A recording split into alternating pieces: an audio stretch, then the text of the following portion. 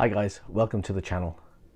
Today I'm going to show you how the Checklist Manifesto can unlock success for you. If you've ever felt overwhelmed by tasks or made silly mistakes, then a checklist might be the way forward. But there's a deep science behind why some checklists work and others don't. And I'm going to be talking about that today. But just as importantly, I'm going to be talking about something I did with this book that catapulted my career forward, something that you can do too, but more of that later.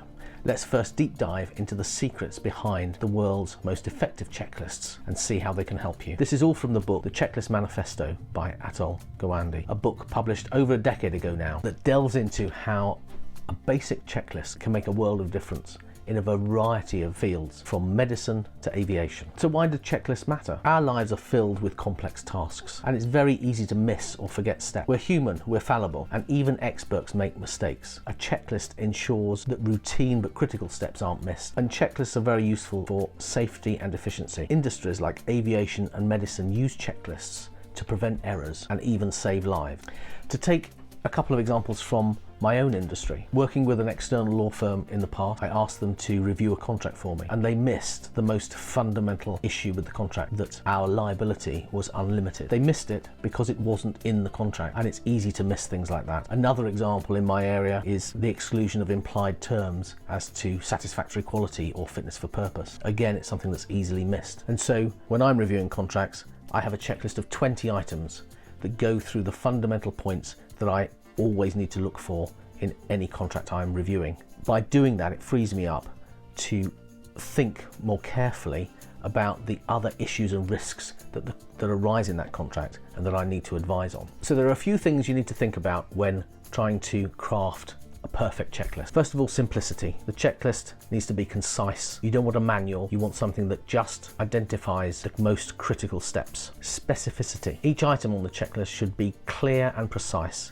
You don't want anything ambiguous because it can lead to mistakes and missed steps. Usability. It needs to be designed for the real world and practical use, and this often requires iterations and feedback from actual users. You can categorize the checklist to prevent it from being too long, separating things out into different issues. For example, in aviation, they have separate checklists for takeoff, for cruising, for landing, and so on. And just remember, there are two types of checklists. There's the do confirm checklist, where you perform a task from memory and then check it on the checklist. And then there's the read do checklist. Here you read each task and perform it as you go. The read do checklist is designed where the sequence and precision of steps is really important. So those are the important things to think about when you're putting a checklist together. But just a couple more things to bear in mind when you're writing a checklist. My suggestion is you do it this way. You write it out based on your knowledge of the area or your knowledge of the activity you're trying to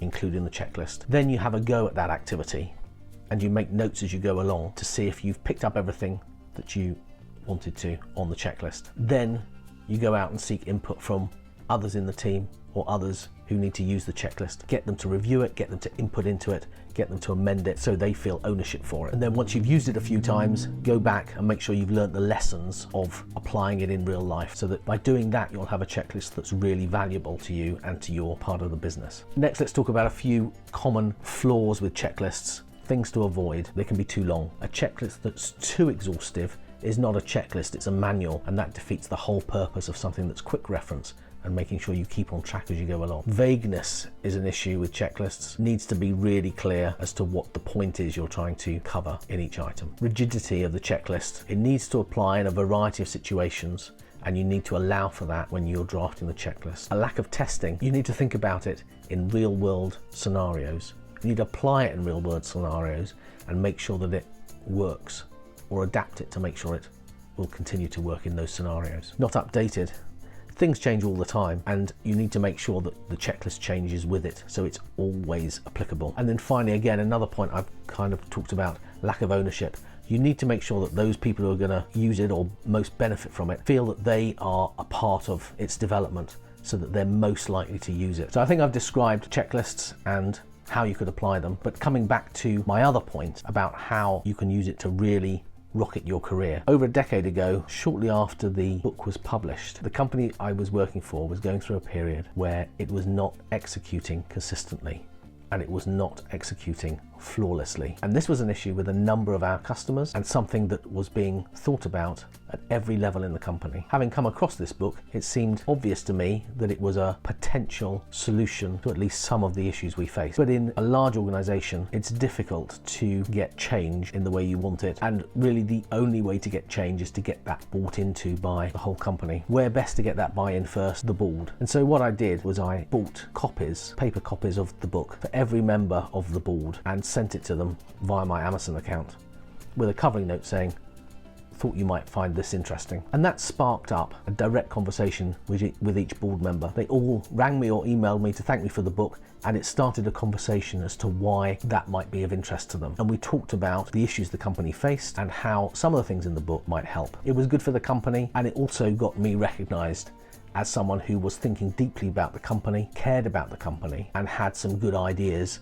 for what might help develop us as an organization. And so I would encourage you to think about that, not necessarily with this book, but think about that as a potential way forward. You need to think about it in the context of who your managers are, obviously, and how they would feel about you sending stuff directly to the board. If you want to master the art of efficiency and precision, start with a checklist. And remember, finding a way to talk directly to the board can be a powerful strategy if done properly. If you found this video helpful, please subscribe. The next video is here, and I look forward to seeing you again.